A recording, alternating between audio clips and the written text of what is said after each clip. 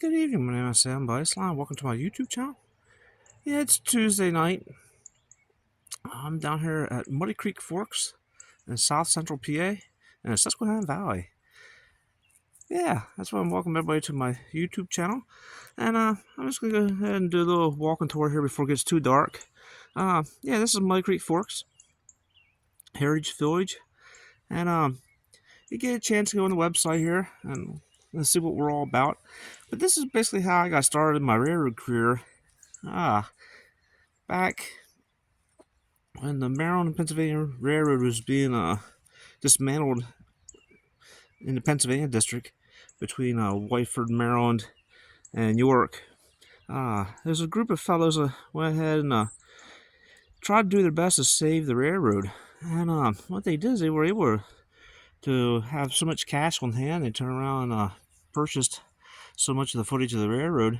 And the scrap company started at both ends, removing the rail from the city of York off of Mount Rose Avenue, coming south to the Dallastown Red Line on the old Mom and Pa Maryland Pennsylvania Railroad, and working their way south, pulling the rails up.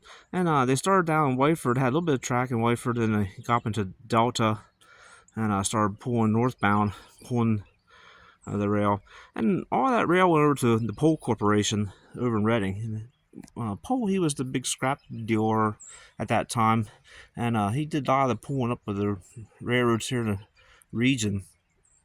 So that's some of the history and how I got started. Is my dad was down here years ago doing fish stocking, and we actually use our little work train and actually stock Muddy Creek Forks and the whole stream with trout. So let's go ahead and go through the village here as I walk back to the Kaiser fertilizer building. But yeah, I got the main road right behind me here, so that's sorry about the traffic. But yeah, so if you get online and if you come down here and visit us, this is what we're all about here. And you can go ahead and you can read this here. And this walking tour here is pretty interesting. This is our village here at Muddy Creek Forks, and it gives you all the little buildings and every building that's here on the property. And you get a chance, you can buy a little booklet or just go ahead and take a picture of this here and go ahead and walk through to it. And all these little signs, I know we went through and put some new signs up here just not too long ago. And actually, I walked through with a wiping rag, wiped off a lot of the signs. Being down here at Muddy Creek Forks, this is actually one of the deepest part of York County with regards to elevation of sea level. And everything down here in Muddy Creek gets, anytime you paint something, it gets mold on it real quick because it's so damp down here all the time. It never really dries out. And down here in Muddy Creek, we have these real high hills here, being a deep valley here in York County. And the high hills are over here too. And it's just amazing, like tonight, if it gets starlight out, you can actually see the Milky Way. It's like the only place you can see it is up and through here. So looking railroad south, that's towards Baltimore, and then York, Pennsylvania is behind me, railroad north. So the Maryland, Pennsylvania was a north-south railroad. But yeah, this is the general store. So the general store here had a lot of history behind it with regards to how the store became here as a mercantile. The first floor here, which when you show up here at Muddy Creek Forks, you go in and you get your ticket, and then you come out here on the platform here and come down through and stand here and wait for our little train that we have. But yeah, actually the first floor was all your produce and sandwiches, and actually there was a P.O. box, post office in there, and then also too is this a little bit of ticket agent, sell the tickets for originally for the train. And then the second floor, they sold clothing and everything. And there's also on the first floor, if I can tell you, there's a shoe room in there, and it's pretty interesting to see that. And then the attic was furniture the whole way up there. But yeah, the building was pretty cool how it's built here. And the original station actually sat across the street. There's 4 buildings across there. So right there, right where that steel wheel is, that's where the old original general store stood years ago. But yeah, so here at Muddy Creek Forks, we have a lot of interesting things going on. And every year we have things going on here. If you go on the website there and see, what's going on there, you can pull that up and read it, and then go ahead and get a brochure. But what I'm gonna do here is I'm gonna walk across this busy little country road here. So the reason why it's called Muddy Creek Forks, there's a couple reasons why it's called that. Okay, so all the water is coming this direction is coming from Red Line, heading towards the Susquehanna River, and then over here, this is going to be the west branch of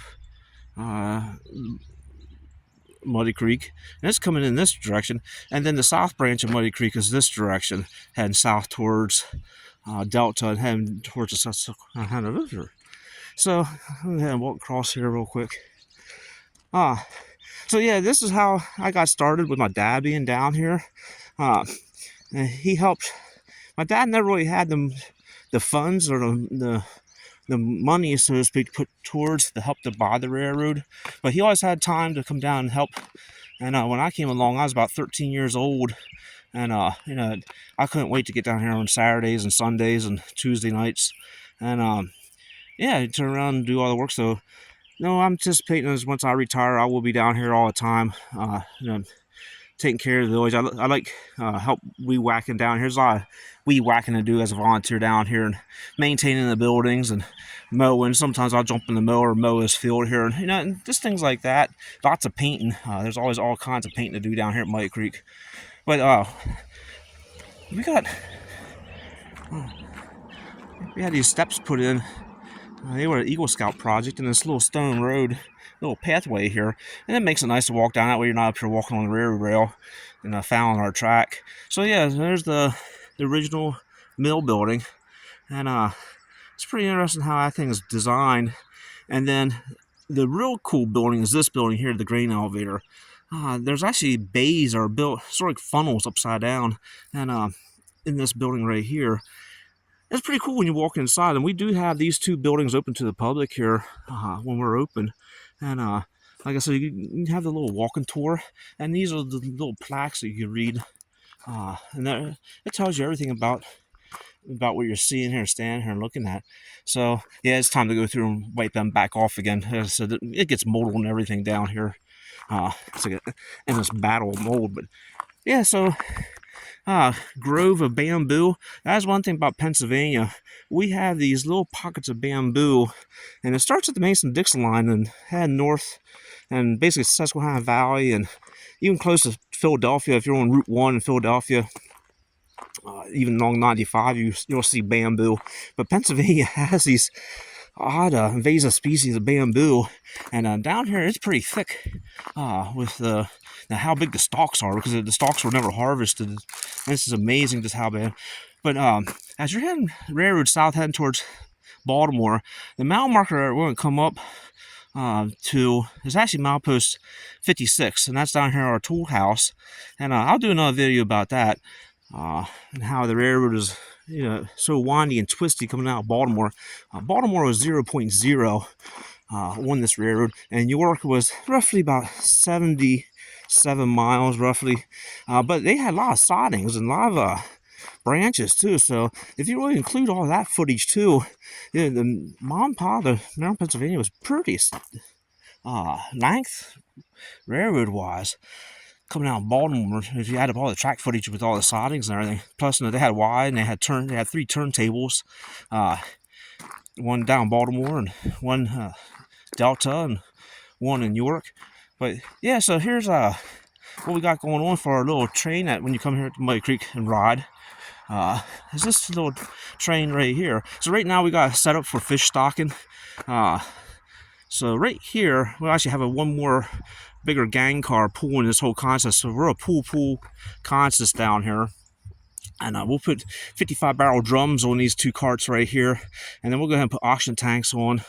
and little gauges with little air hoses down, and then the state of Pennsylvania brings the fish down, and they dip them off and put them inside the 55 barrel drums.